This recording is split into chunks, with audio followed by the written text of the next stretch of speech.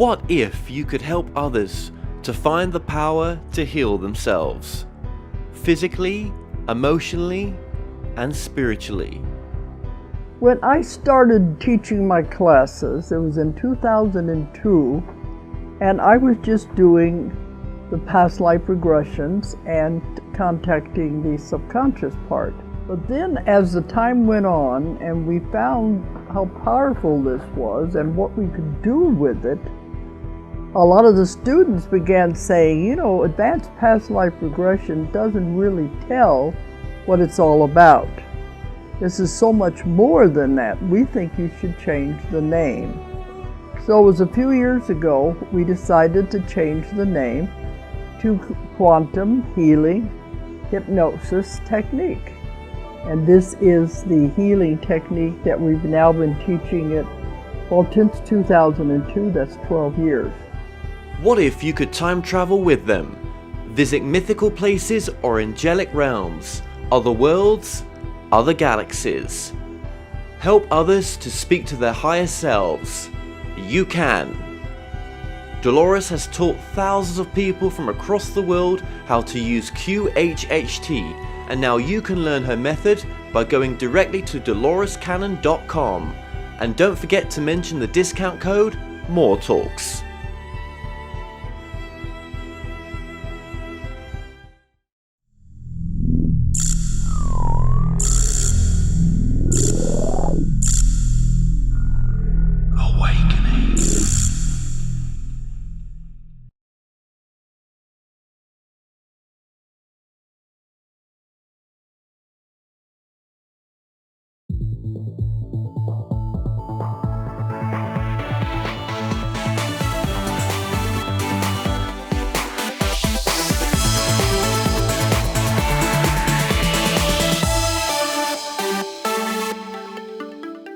The comments and views expressed on The Moore Show are those of the people that make them and do not necessarily reflect the view of Kevin Moore, The Moore Show, or this radio station and its affiliate or sponsors. This show is for entertainment purposes only. Broadcasting from the UK and across the world online. You're now watching The Moore Show, and I'm your host, Kevin Moore.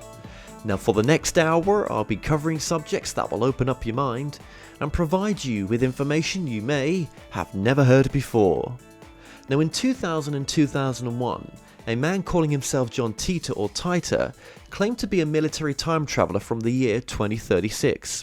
Now in 2000 he visited several online chat rooms and forums, as well as calling into international radio shows like Coast to Coast AM. Now, although the future he described starting in 2004 never completely came to pass, his actions during that time created a legend surrounding his name. Now John Titor II is here to tell his story, and it's different than the original. Now John entered duty as an airman in the US Air Force at Dulce, New Mexico, specifically trained because of his abilities to become an officer and a pilot. He received intensive training, and this included the TR-3B spacecraft. Now John Titor also commanded the 177th Time Travel Division. He is also trained in martial arts and is proficient with all firearms in use by the military. This includes the most advanced weaponry not generally known to the public at this time. Well, John Titor, welcome to the show. Nice to be here. It's great to have you on. It's great to have a time traveler on, most definitely. Now, in the intro, I gave two names in the intro. There was Titor and Titor. Does Titor belong to the original John Titor story then, I'm guessing? I don't know. Nope. That's my answer. No, you don't know. That's cool. Well, are you John Titor? Are you John Titor II then? Yes. Right. Okay. So we've got that bit right. Okay. Well, this is okay. Well, the John Titor original story, I had back years ago Oliver Williams on the show.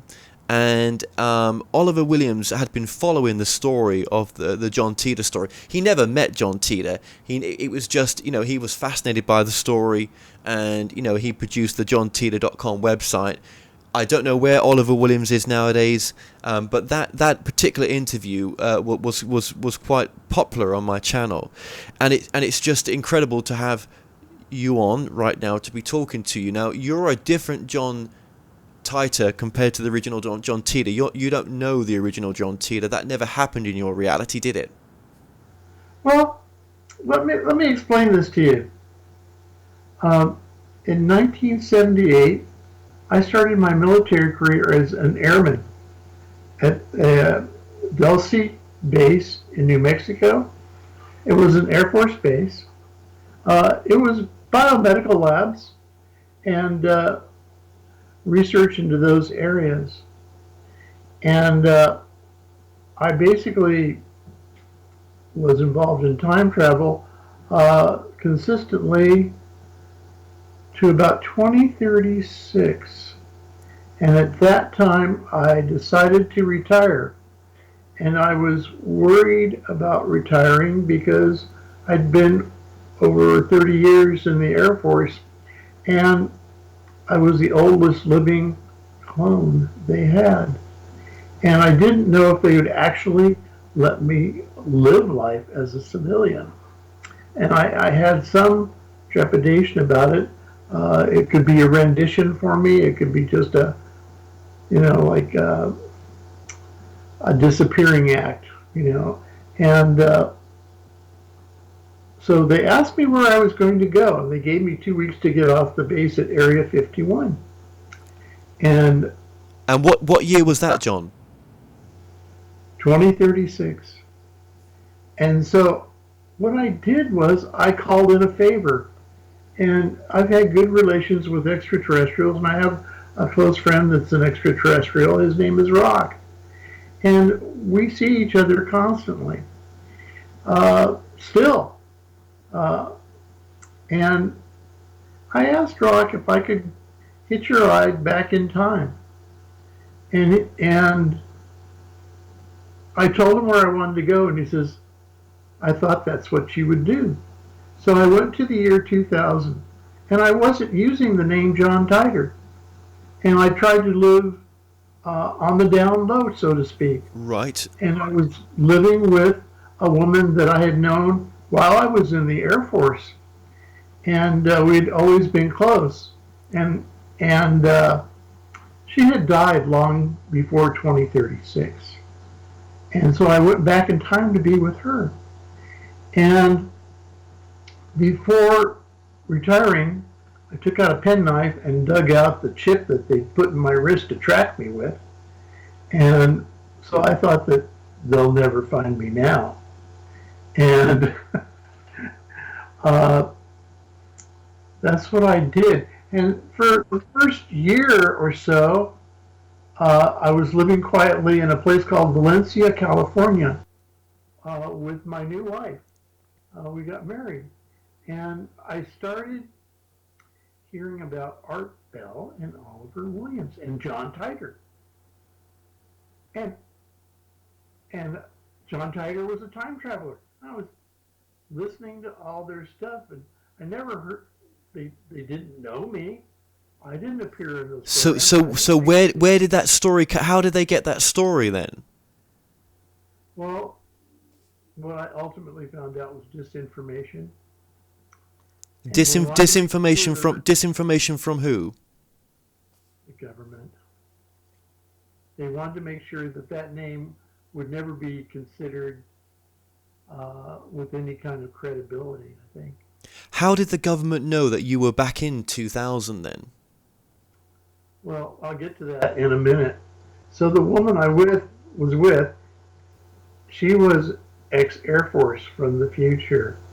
And she had a chip in her wrist still, and it had never been removed. And I just thought that it had been, but it wasn't.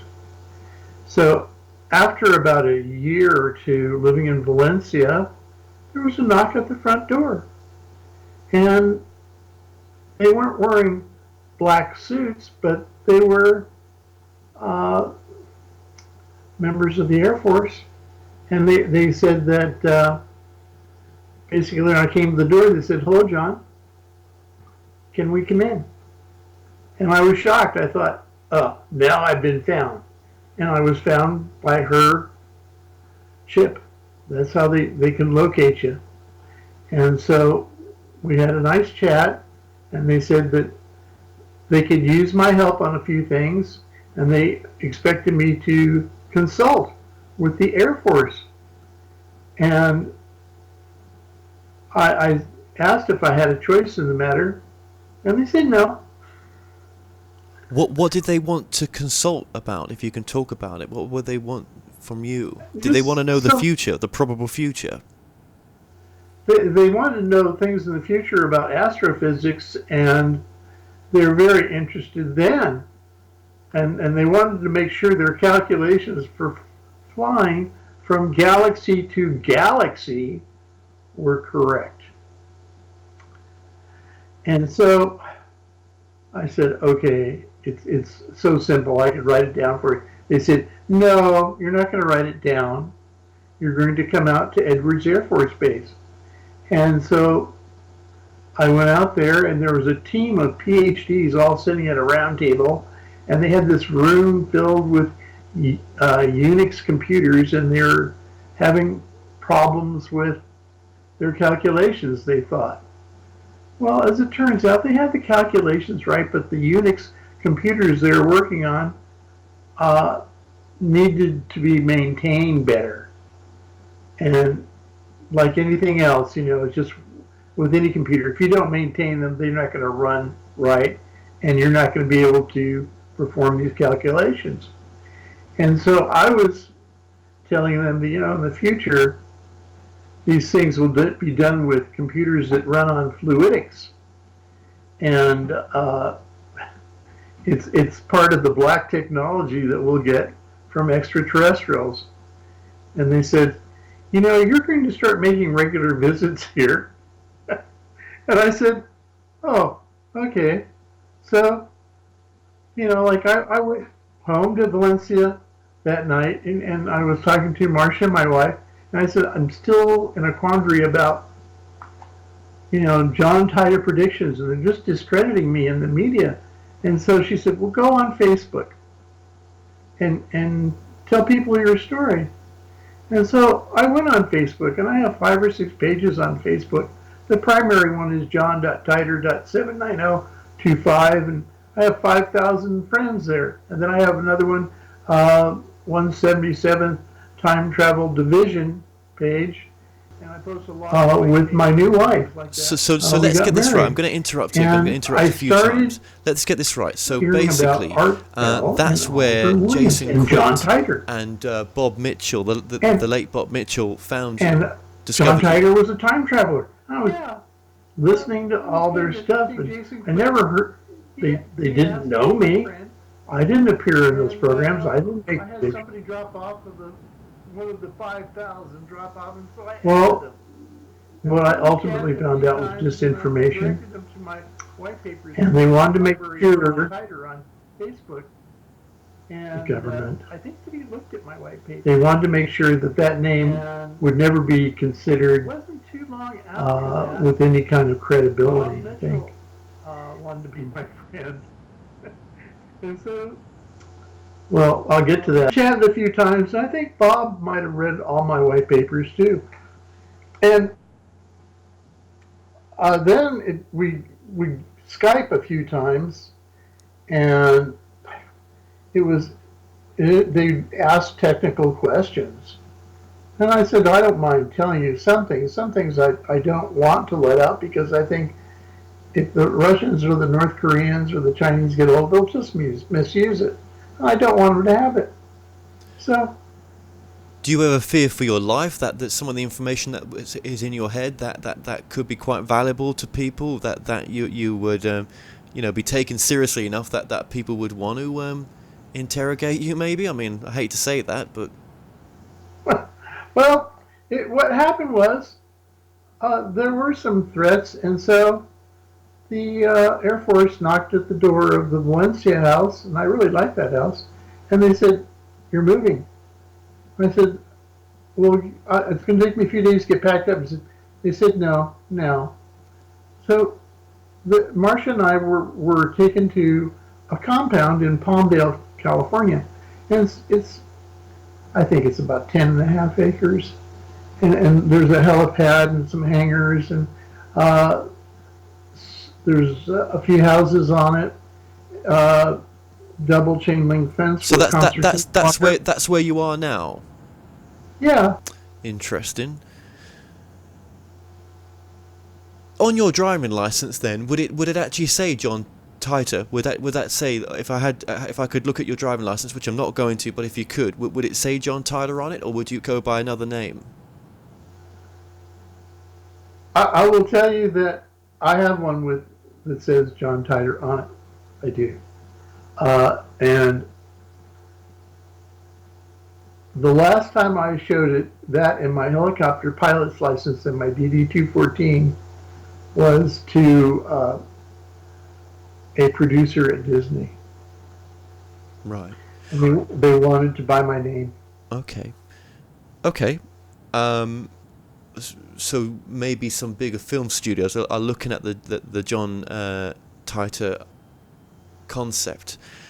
Well, you can understand how people watching this right now will find it difficult to take this seriously in one sense, because I mean, time travelers have never come forward before, yeah, and this would be a first. Let's try to keep it in some sequential order, so there's a beginning, middle, and end here if we can do, right? Now, obviously, the original John Titor story with the IBM 5100, that was disinformation, you would say. Any of the pictures on Oliver Williams' site where you see the laser being bent, or having this particular time travel in this particular type of car that it was, that's all faked and everything, or disinformation, which I could go there definitely with it. But so basically, when you say you started life out on Dulce Base, and then you mentioned that you're a clone, then really what you're saying is that you're a clone, and that your memories of childhood or whatever parents was all implanted. Correct. When did you become aware that you were a clone? I didn't know for a long time, and what happened was that my great alien friend Rock, who I worked with intermittently for years and still were friends, he told me when I was at Area 51. And what had happened was I had risen to general rank and in charge of a wing there, and I was relieved of command. I was very depressed. And I was in my quarters that night, and I was alone. I was thinking, like, this is the end, and what is going to happen to me. And there was just a knock at the door, and he was there, and I let him in, and we used telepathy usually to talk back and forth. I'm gifted with telepathy, and I'm an empath. Remote viewing, I can do that to a degree. I use about 90% of my brain. Most people only use about 10%. And we were chatting about what I was going to do. And so he said, your life's not over, you're just relieved.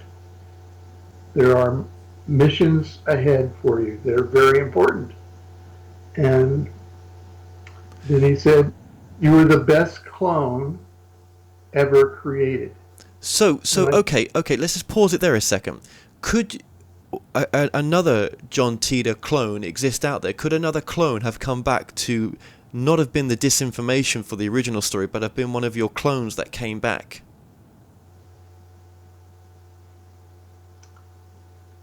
I've asked that question. And I've gone to Dulce Base and asked that question. And the answer was no. Okay. Did you ever see anyone that looked like you, like another version of you cloned, that was on the base as well? Yes. a much younger version of me, yes. And I recognized him immediately, and I thought we like, obviously had similar strains of DNA. So let's get this right. You cloned to perform super soldier duties. Yes. Didn't you have any... How does one react when they find out that they don't really have a past and that they're only in the present moment? I can't imagine how you would react to that, or how that would... I don't know. How did you react to that? I thought about it a good while, and what Rock told me was that the military had an issue, and they had an issue for a long time. It's 70% of the recruits they get are marginal. They can't use them. The demands for pilots and navigators and people to be in the secret space program is huge. And clones were looked at as being expendable. Right. Now, this story starts off... So they had cloning technology in 1978. Is that what you're saying? Yes. How... Okay, and when you talk about time traveling, in the intro we mentioned the craft, the TR-3B. Now, this is the kind of triangle craft that was seen in the Phoenix Lights as well. Scenario. Was a TR-6 Telos. Absolutely. Oh, a TR-6. That's a different type. That's a TR-6 is a different type of craft. Then does the TR-6 and the TR-3 look similar? No. No. The TR-6 looks more like a single wing configuration. Right. And it's huge. Just huge. Okay. So when you talk about your, are you saying when we've said in the intro that you're able to operate a TR-3B, you understand the controls and the engineering that goes into that craft operating? Yeah, is that what you're saying? Yes. And how does a craft like that operate? It takes computers, and they're advanced computers, fluidics, not chip technology. Why haven't you come forward to release papers on how this technology works to change where we are in our current timeline now? Then, well, if I'm not, I'm reluctant to give away too much. In the book, I talk about the power plant, and that is enough. I do it just for credibility's sake. For the TR-3B, TR-6 is similar, but it's multiple. So let me ask something then. Where is the craft? Where is the craft that you came back in time from now? Well, I have one, and it's in a hangar, in a safe place. Right. Okay. On a military base? No. Not on a military base. See, that's where I'm not attacking you, right? I like you. You seem a nice guy, but that's where it becomes a bit unbelievable, right? That there's that type of craft on a hangar that's public domain. That doesn't make much sense to me, but that's just my personal opinion. That's not, I try to get things to make some sense. Well, if I invited you to come see it, would that help you? So say again, John. Say again. If I invited you for a look-see, would that help you? Well, you probably make my dream come true, but yeah, it would do, yeah. But I mean, would that ever happen? Are you just saying that on air now, just to make the story look, believable? No. We talked about this with producers and the location. I live in a compound that has 24/7 guards and dogs. I should tell you that security is tight. I'm right near Palmdale International Okay, Airport. And if that's the case, why are you allowed to do this interview? Would you be even able to talk to myself, let alone all the other talk shows that you've done? they don't seem too concerned about it. I will tell you that this may be disclosure. This may Right. be how it all starts. Well, that makes sense. I had someone else on not too long ago, Miguel Mendoza, who wrote the book "We Are the Disclosure." So, okay, I'm with you on that. I'm with you on that. Why was there an alien presence on the base in 1978, and where did rock come from? Uh, the star map, I have a copy of it in the book, uh, Zeta Reticuli. And I think that what people need to understand is that extraterrestrials have been visiting this planet for a very long time. And there are likenesses of great aliens carved in stone that are tens of thousands of years old, along with the Anunnaki and the tall whites and the reptilians. They've been here and they have the capability to wipe out mankind should they desire. But they don't, though, do they? Because obviously we're very important to them. I think I've thought about this for some time, and I think that there were more than just a casual science experiment. I do. I think that they are very interested in seeing our race succeed, but the problem is mankind seems to not learn the basics. And on the Kardashev scale, we're a civilization at zero.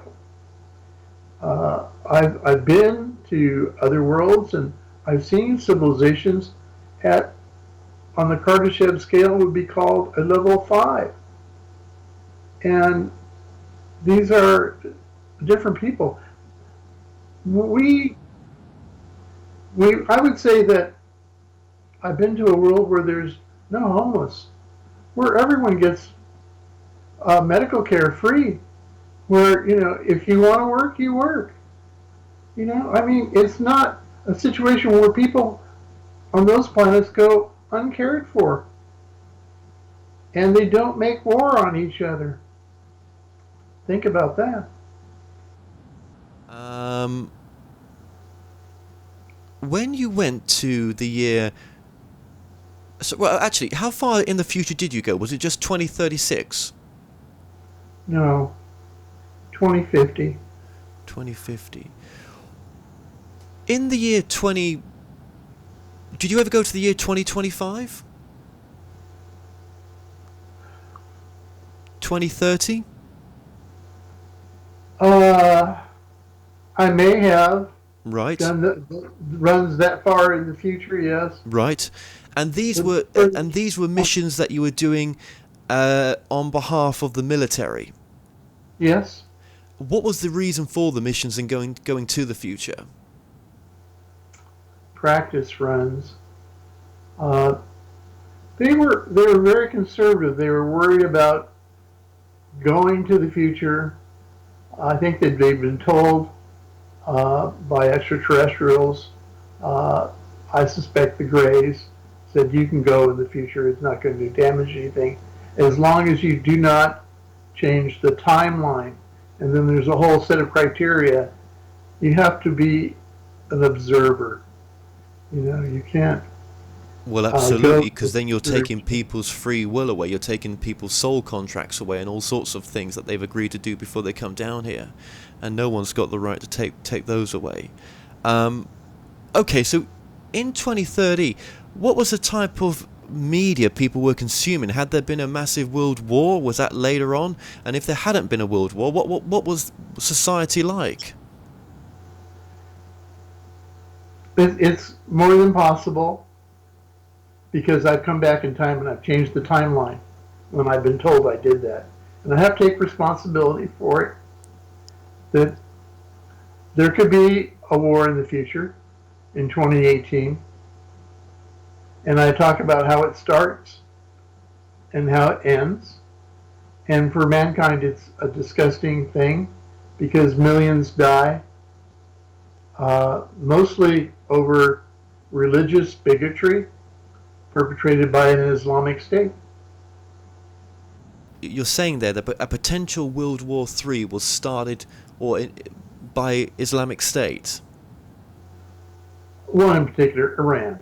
Oh, Iran. Okay. And is that where you talk about in your book where they used planes to hide nuclear warheads on, and then they detonated those warheads prior to the plane's landing? Yes, exactly. Well, it was a one-way trip for the planes. Yeah. But on a B-52, they have a magazine that's loaded with about 6 cruise missiles, and the warheads can be tweaked by computer on the yields, and they can be very nasty yields. So the same kind of mechanism put onto a passenger aircraft, and if you had, say, the latest Boeing 727, whatever it is, with this magazine conversion and cruise missiles, and there's 4 of them, and they're using normal traffic lanes for passenger traffic, and they mimic that.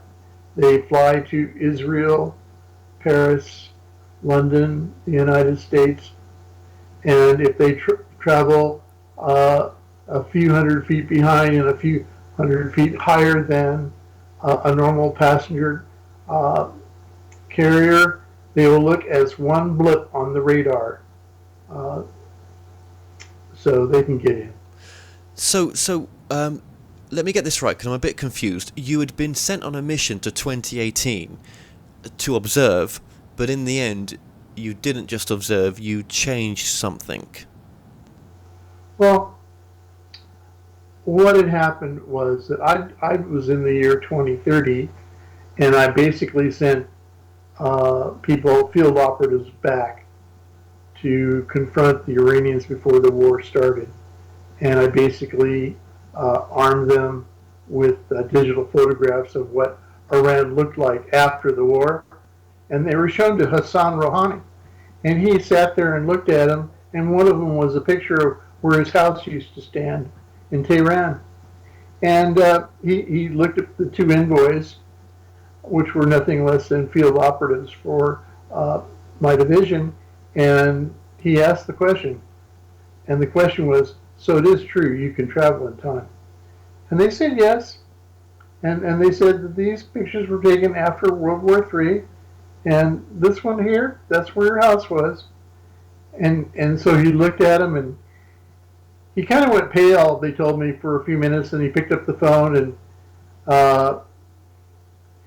he had some very animated conversations, I think, with some general in the Republican Guards.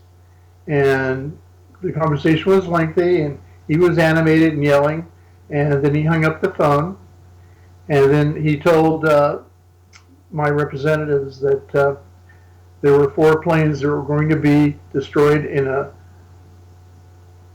Air Force base, and they could watch it on satellites as they were destroyed and rolled out of the hangars, and that was the end of it. So let me get this right. So what was 2030 like then? When I first went there, lingering effects of radiation, disease, millions had died from radiation sickness. What parts of the world? What parts of the world? All over. We're not talking little atomic bombs here. We're talking hydrogen bombs going off. We're talking about endless sorties with air forces and navies, and these things are just going off everywhere. And it's the Chinese that are having difficulty. They have difficulties enough with the air in Beijing. They have whole weeks where they tell people to stay home because of the air so bad. And the Chinese try to get the Iranians and the Russians who came in on it to stop. And they start brokering a ceasefire. And what happens is Vladimir Putin does not want to stop. He wants to utterly destroy his enemies, and there's a coup, and he's assassinated, and then the Russians are amenable to a ceasefire, and that's what happened. So heavy losses in America, China, Russia, Everywhere. England, everywhere, Europe. Yeah, okay. But let me get this right then. You said, because I might have misunderstood there. Did you say you'd gone back to 2030 and then this scenario was different? So what happened was that when my field operatives returned, there was like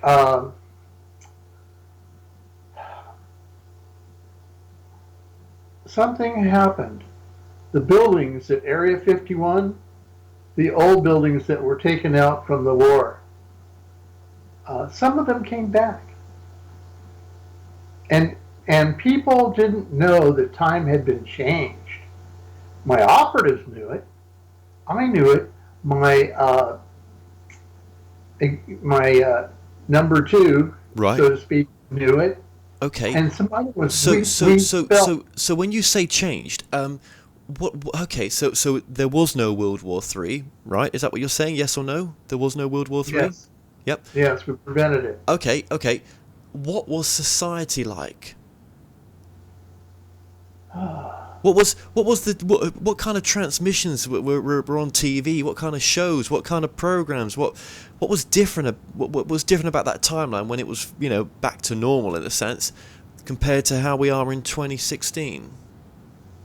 Well, here's the thing that I've not been able to change, and I continue to warn about it, and mostly it's global warming and the pollution in our oceans just seems to get worse. Pollution in the atmosphere, pandemics like Ebola or this Zika virus. We get some more of those. And mostly I saw that society had started to break down. We still had internet, we still had television, but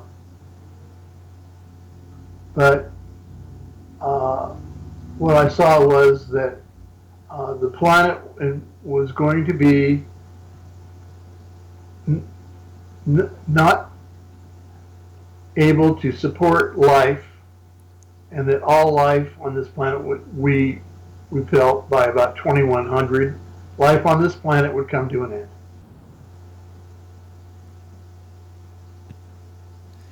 In that time frame of 2030, did you get to switch, did you get to browse? Was YouTube still around? There's still a YouTube.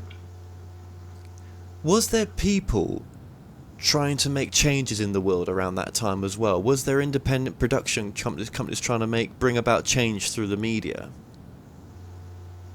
I think that the one thing that everybody was trying to do was look at ways to turn the environment around, and the problem was that we'd gone beyond the point of no return with carbon in the atmosphere, and the krill in the oceans has started to die, and the food chain dependent on the krill started to die. Most recently, President Obama went to the island of Midway in the Pacific, and what he saw was seabirds with stomachs burst full of plastic, and they littered the beaches, and fish with their stomachs full of plastic. We have more plastic in the ocean than fish. Yeah, and this is your message as well, isn't it? This is why you're coming back. I'm guessing that.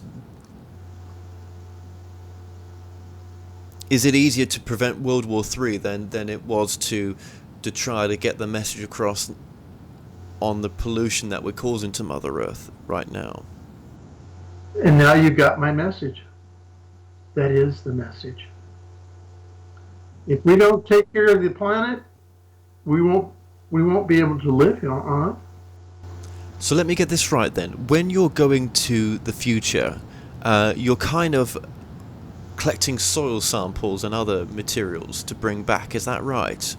Yes. Okay, okay. What year did time travel become a reality then? And how did we come up with time travel? Who invented it? Well, the first ones, I think, to do time travel successfully, that technology, not invented here on this planet. It's extraterrestrial technology. And they use it because they travel the vast expanses of the universe. And so this all goes back to that. They're spacecraft. But there are 3 different ways to travel in time. And you can actually come across a natural vortex in the atmosphere and travel to the future. And this has been documented, and Bruce Gernon did it. Then there is a stationary time machine designed by none other than Michio Kaku. And the white paper used to exist on the internet, and after I talked about it, I guess, they scrubbed it off the internet. But I've actually seen the stationary time machine, his design, and it works, and I've used it. And then the other third way to travel in time is using a spacecraft. And it helps if the spacecraft can go faster than the speed of light.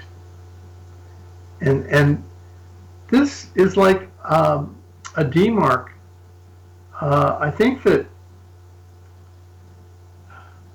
extraterrestrials, once you master that benchmark, extraterrestrials seem to be more cooperative with you. Up to that point, they don't want to tell you too much. No, absolute. Well, yeah. So you could say that the technology for time travel maybe came from Roswell. They didn't have a complete spacecraft then, so that would have not been. But what they had was one survivor that lived for quite a while, and that James Forrestal had actually met, and he wasn't able to communicate with it, but it basically interrogated his mind, and he knew it. But it was a pretty shocking experience for him. Okay. So time travel becomes a reality. Then we're going into the future, but obviously this is kept away from the general public. This is above top secret. Then is it? I'm guessing. I would say that the military would kill to keep it secret. Yes, to that point, not anymore. I believe that most people know we have the technology and we do it. So when you the program. Sure. When you see these pictures of potential time travelers caught up in photographs where they're dressed in clothes that don't really match the time of the period that the photograph was taken, and there's no proof to say it was photoshopped, is there anything in these photographs where actual time travelers have been captured on photo? Well, they've been more than just captured on photo.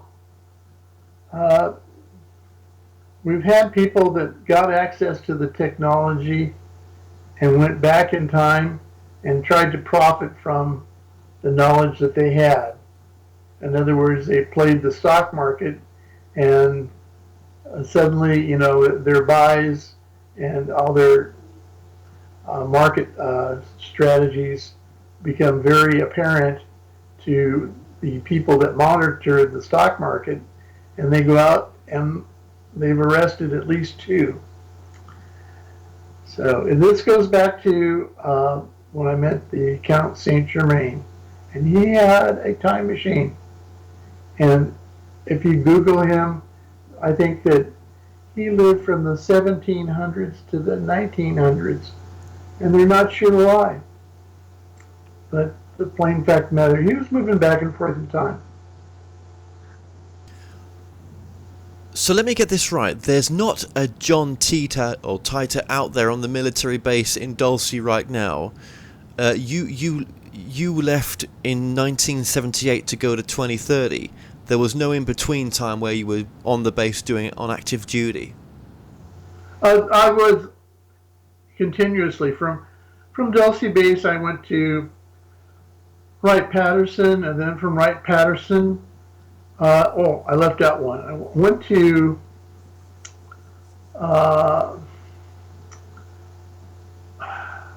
another test facility after Dulce base, and they issued me uniforms and commissioned me to be an officer, and gave me an Air Force ID badge, Okay. and I went on to Wright-Patterson. Okay, But- I guess what I'm asking is, have you already experienced 2016 before?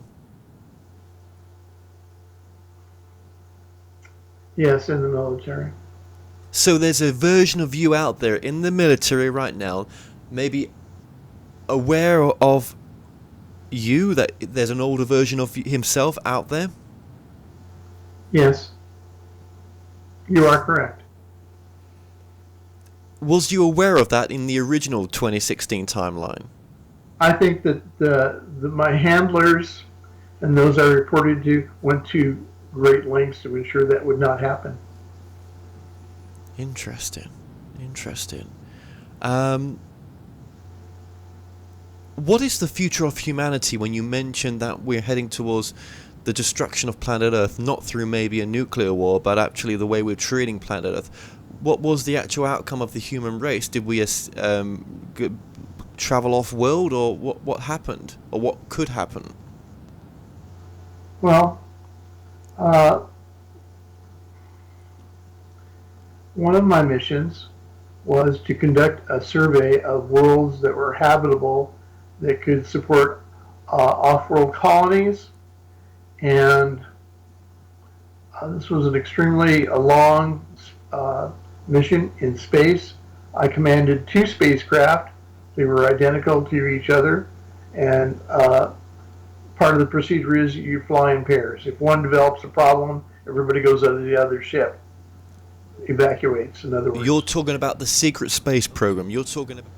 Exactly. We have the one thing that we funded, ISS, the manned space platform, and now we've given up the shuttle, which was a great vehicle, and then we're on Orion. Now that spacecraft. This is the public space program. There is another space program that has been long funded, and we're going to the stars. And the crazy thing is, the missions to the moon.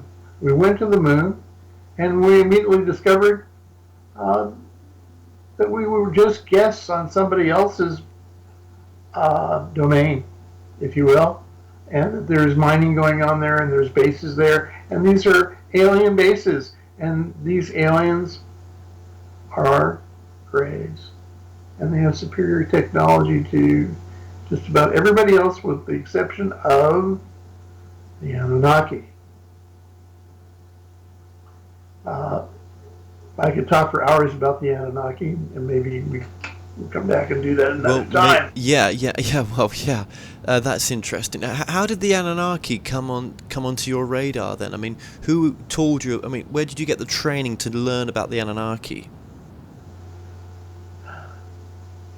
I was asked after I was relieved of command of my wing,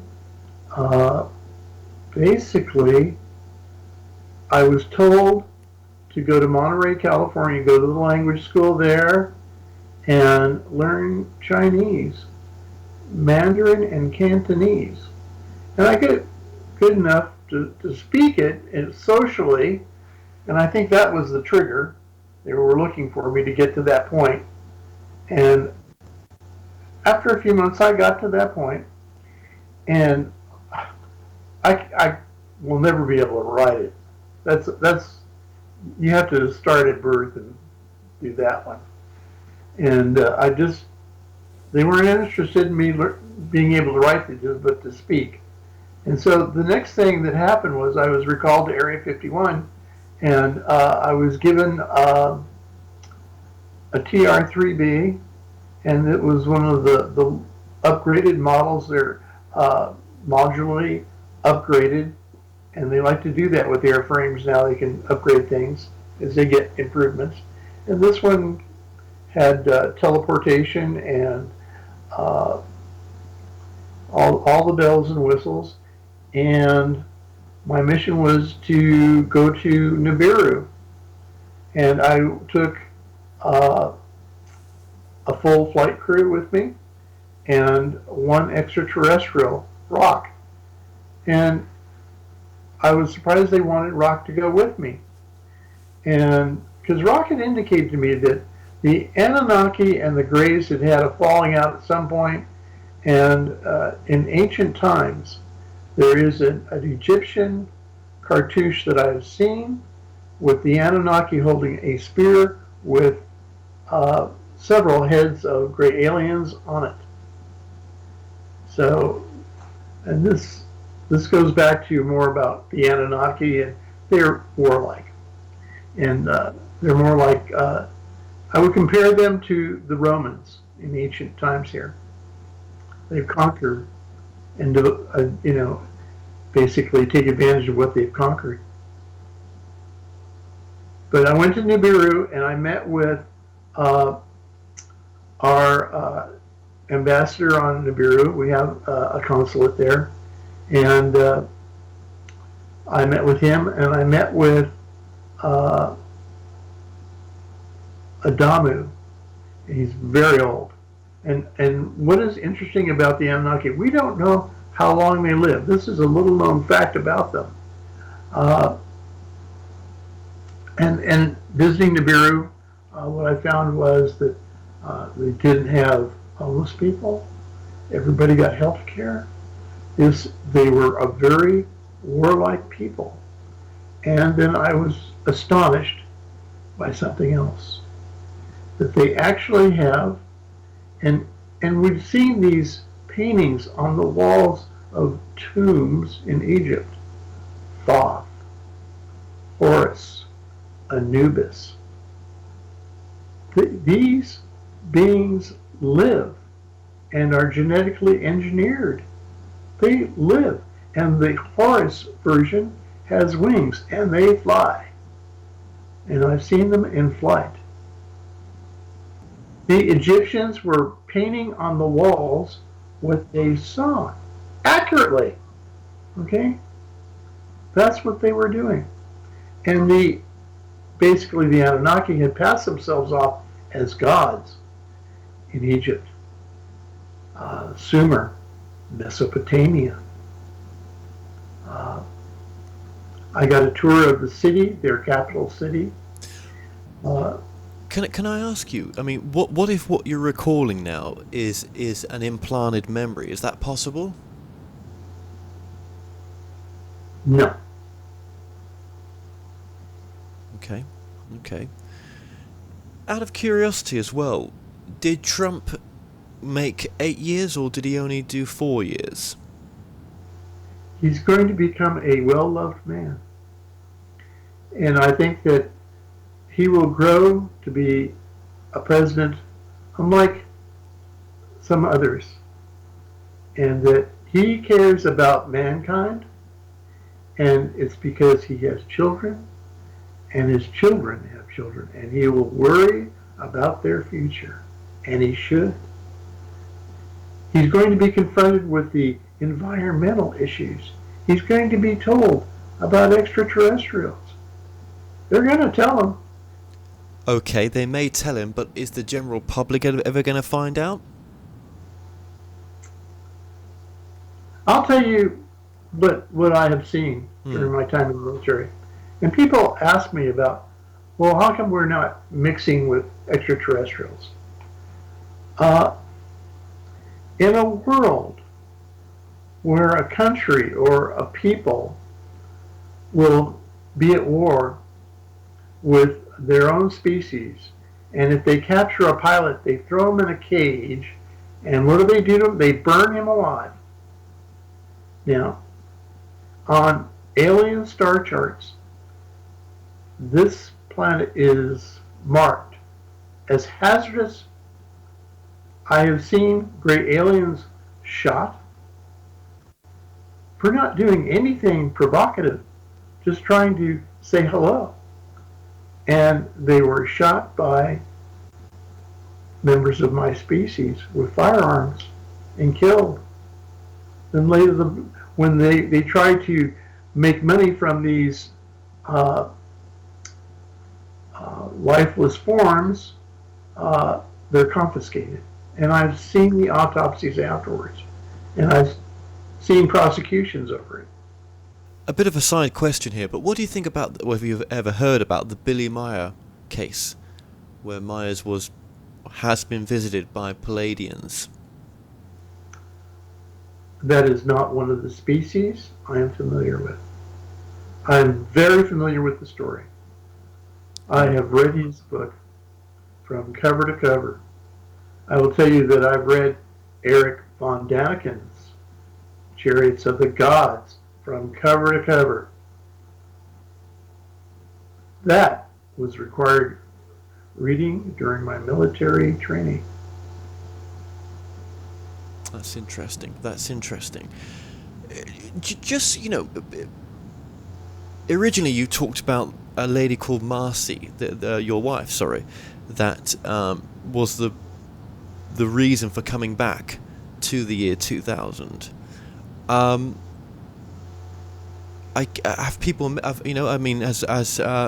guess, was it difficult for Marcy to accept your story to begin with, or I guess because she recognized you, it was all the facts were there?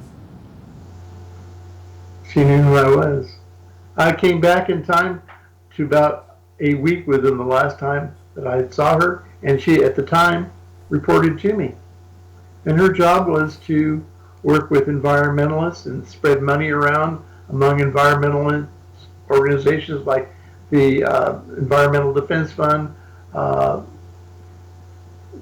these organizations support Al Gore. And what she was telling me was that Congress, the United States of America, is governed by a group of people that are more interested in money and the immediate rewards they get from doing what the lobbyists tell them. And that's a travesty for us in the United States and a travesty for mankind. Insurrection. Absolutely. Unrest.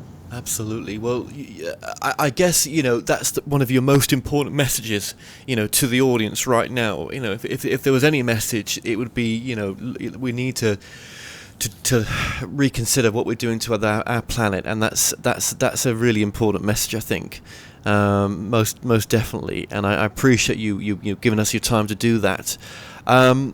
Is there any other message that you might like to give to the audience before you go?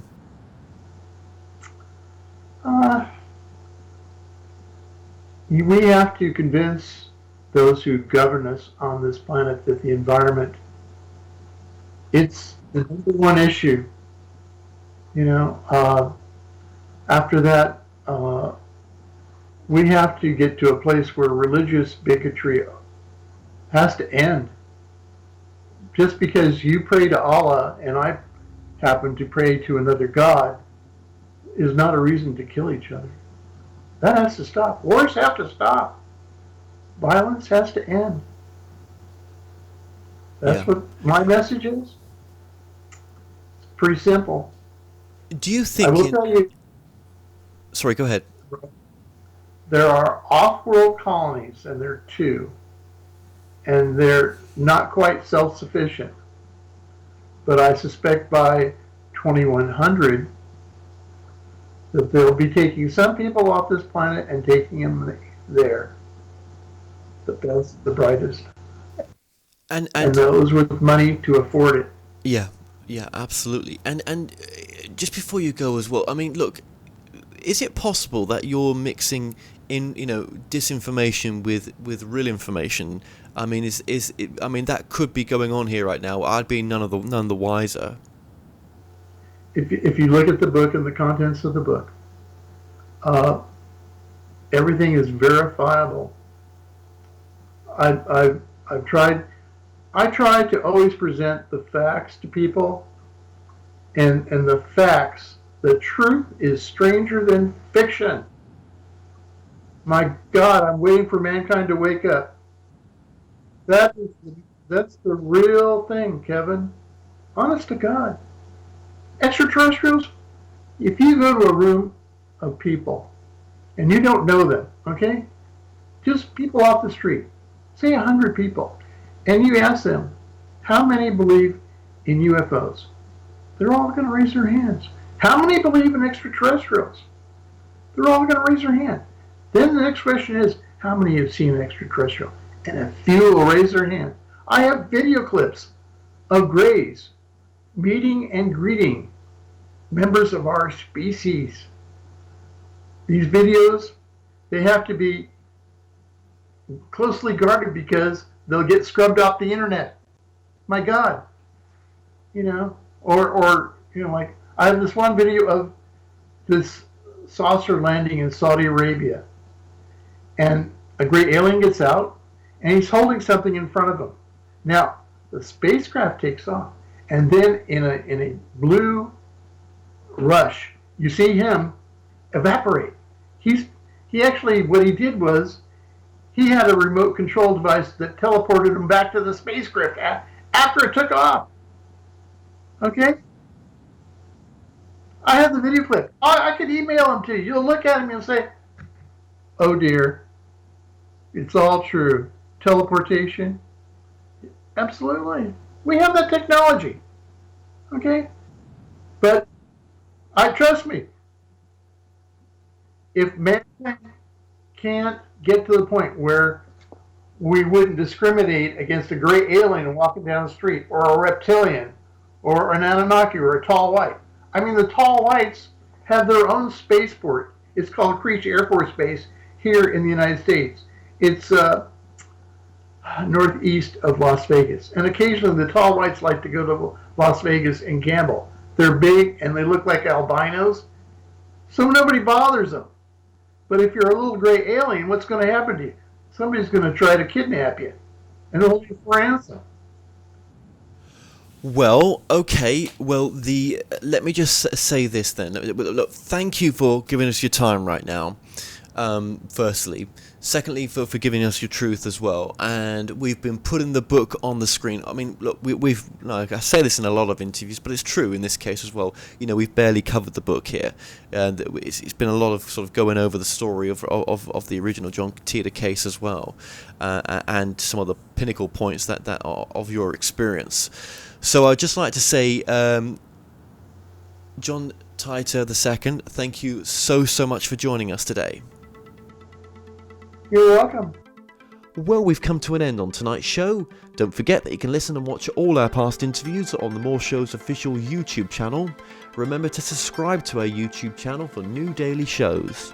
You may also find out more on all past and upcoming guests on the show via themoreshow.com, and do like us on Facebook and Twitter for the latest updates. So until next time, be safe.